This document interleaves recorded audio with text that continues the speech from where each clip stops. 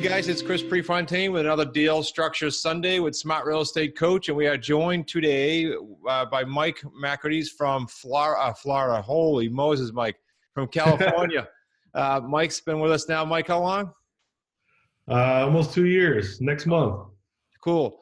And making his way to the full-time realm soon. No pressure. Yeah.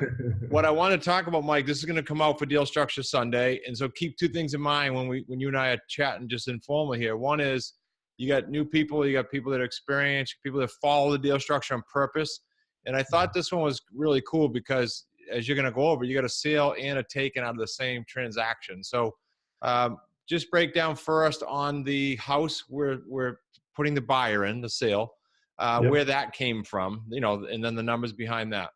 Okay, we'll start there. This was an expired listing. So I got this one back at the end of August. I actually called her at the beginning of the summer, and the seller, and she had tenants in the house.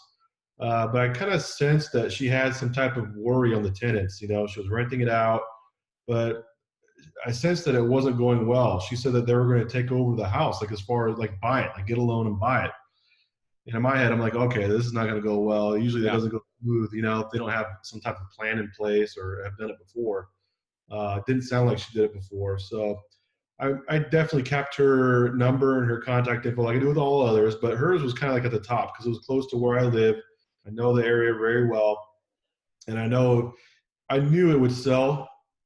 Price range might have been the difficult part about it because it's on the higher end in the area. Not the higher end, but it is in the higher end normally in the area. So I knew it would be a little difficult to sell, but I said, we'll cross that bridge when it comes out there. That's a good Okay, so two things come to mind. I'm just going to jibber-jab with you here.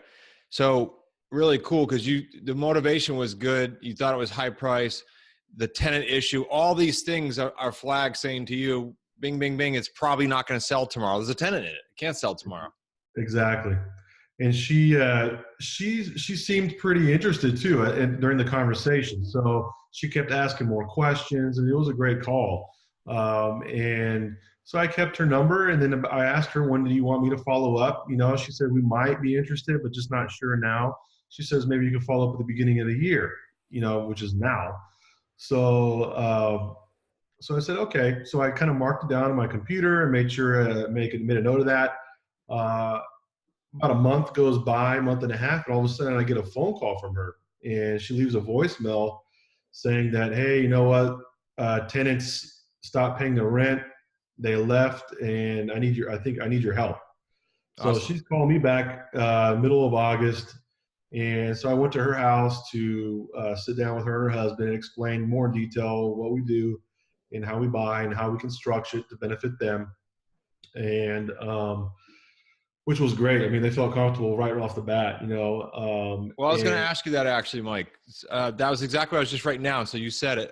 So I'll jump in now. And that was, you said I went to sit down. I mean, it's like clockwork for you now, but talk to the people who are watching this that, like you, almost 2 years ago in February, we're saying, I don't know what to say or do. It's not my business because you never did it. So talk to that person. Like, well, how'd you get comfortable? Just briefly.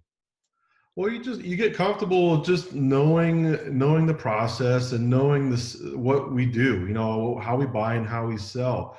I mean, just by doing the phone calls, your weekly phone calls, that should get you comfortable alone just to go in front of somebody and just talk to them, I mean, you get comfortable over time easily. Yeah. How about the seller calls? I forget if we didn't have all the seller calls when you started, but I remember I used to manually email those around. Are those helpful for you when you knew? Yes. That's the best way to learn, to listen to, past calls that anyone on the team has done, see how they, maneuvered for different questions and how they, answered them. And it definitely helps. That's the best way to learn. I think It's the best tool. So sorry to divert you, but I'm trying to think of the new person and the experienced person. So now pivot to, so the date you started this lead was roughly when? This was, I want to say June. And then now we're at the end of the year. Okay. And then you got to buy it fairly quickly. Anything interesting about the buyer, or you want to jump to the paydays? Up to you. Well, yeah, it's kind of interesting. Let me kind of go back to that. So I got quite a bit of action right when I put it on the market. And this was one of the first guys that actually, you know, uh, was interested, really interested. He went through and did the application and everything. I think I remember. And he did all the steps. He paid for the application. And then at the end, he just kind of felt like he didn't want to pay rent for that long to get financed, you know, and he just had his own issues. I'm like, all right, whatever, you know, and we just kept marketing and kept interviewing or, you know, showing the home to other people. And uh, I had a couple other good people, good potential buyers, but just had some bad luck, you know, and just didn't come through. And all of a sudden, this guy popped up again out of nowhere, you know, and he was interested again. And he just kind of, I was coming to the end of the 90-day marketing period that we had. I feel like the house, for the price range that we got it at, it probably needed to be a little bit more done up. You know what I mean? In a way to sell it that way, because in this area, if you're selling to somebody in that price range with that down payment, more than likely they're either a business owner or something like that, and they have a little bit more options. You know what I mean? They can go Yeah. buy a smaller house. You know what I mean? Yeah. They don't need to buy. This is a 4,000 square foot home, a little over 4,000. It's a big house. I mean, so I don't know. I was just coming into quite a bit of roadblocks. You know what I mean? So I had to make it work with this guy. And he took And how long to circle back, just so they know how long that was, and then we'll do paydays. so I took the house in the end of August, and he popped up, I would say probably 3 to 4 weeks after. Let's just say the Wow. beginning of October. And then he came back around the end of November, beginning of December. Wow. And that was closing January 11th or whatever. Yeah, and we could have closed a lot, I mean, a long time ago, but you know, the holidays and everything kind of pushed everybody off. They were out of town and whatnot, which was okay. But we knew we had the deposit and all that stuff, and we were good to go. So everybody understands when you and I say closing, Mike tied us up on a sandwich lease format, and now he's putting in a tenant buyer who's been pre-screened to be mortgage ready. So hit us with the 3 paydays, Mike. Okay, so this one was pretty cool. He actually tried to negotiate with me, which is what we don't do, but I knew we had room in the price with the seller. And so what I did was this. So he wanted, just to feel like he was getting a deal, he wanted to drop it down to 550 from the 560 range that we had it at. And I was like, okay. So I actually spoke to you about it, Chris, and I said, you know what, why don't I go and see if I can get, you know, 10 or 15 grand from the seller. Just ask them, see what happens. It doesn't hurt to ask. And you're like, you know what, why don't you try to ask for a little bit more? You know, you might try for more, and then you can kind of, if you meet in the middle, then you can kind of end up where you want to be, you know? So this is like a payday 4 for the people listening. We do this a lot now. So go ahead. Yeah, this is a payday 4. So I originally bought the home at 530. And after I spoke to you, you're like, you know what, tell them, hey, we got to be at 502, 700 to work with this buyer. So that's exactly what I did. I went back, I called the seller, said, you know what, hey, with this buyer that I have in hand right now, he will sign and close if we sell it to him. I mean, if we sign the contract with Addendum at 502, 700, which basically drops it, what, $27,200? Yeah.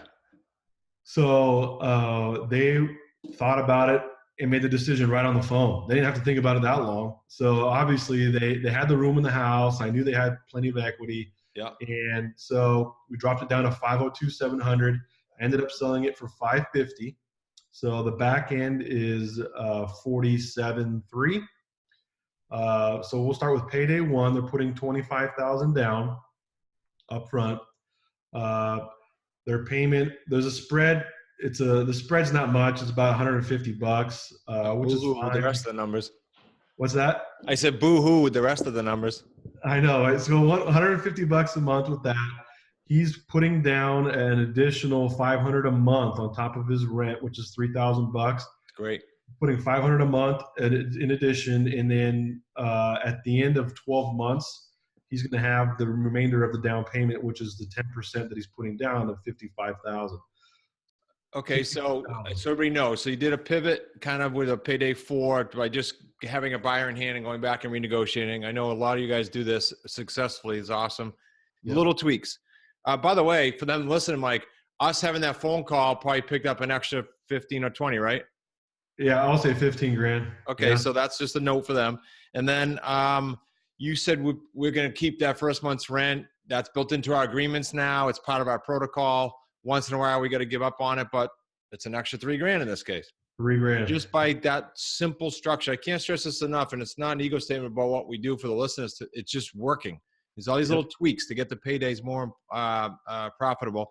And the last thing that I wanted to mention was, since you already said the total, was you said something about you get a lot of action right away. A lot of these guys listening that aren't associates or students yet, or haven't even gone through QLS video program yet, always say on texting, on Q&A support, they'll say, well, how do you get them sold? Don't you have to build a buyer's list first? Because that's what wholesalers teach. Right. And I always say, no, it's the easiest thing to do once you have the property. Just any comments on finding buyers? No, I mean, I actually use Rent Links, and that's one of the sites that I use. But that will blast it on like to 40 different sites, to rent to own sites and whatnot. And it's so easy to do. You just post it once and it does it all for you.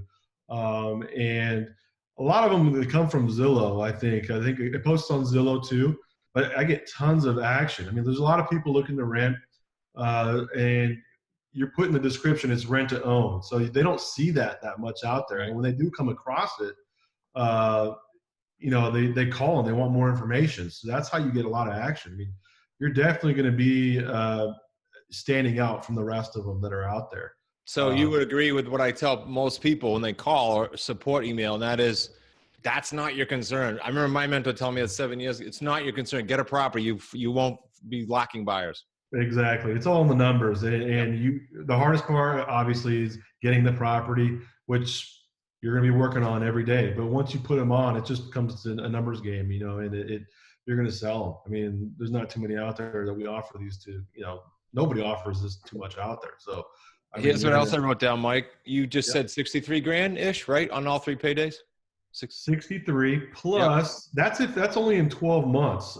He wants to get cashed out within 9 and 12 months. If it were to go, I have the contract on the house for 2 years. Wow. The sellers really want to cash out before then, because then they come into tax issues but so I'm trying to get it done before then for them. But that's 12 months, 63. So if it goes further, that's bare minimum. Pay down on this house is $700 a month. Wow, that's nice. So again, for the new person, nice upfront, real nice cash flow above our average on the monthly, nice back end, and coincidentally, almost all of your deals. Now, some people fluctuate, right? Your deals are, if I remember, most of them are hitting around 63, almost to the penny. I don't know what the deal is. You're tracking the 63 grand deals. Yeah, it's right there. Exactly. Yep. And this one, you can kind of look at it as the reason why I was giving into this buyer is because the cool part about it, we can go and transition now into the taken. Hit us on that.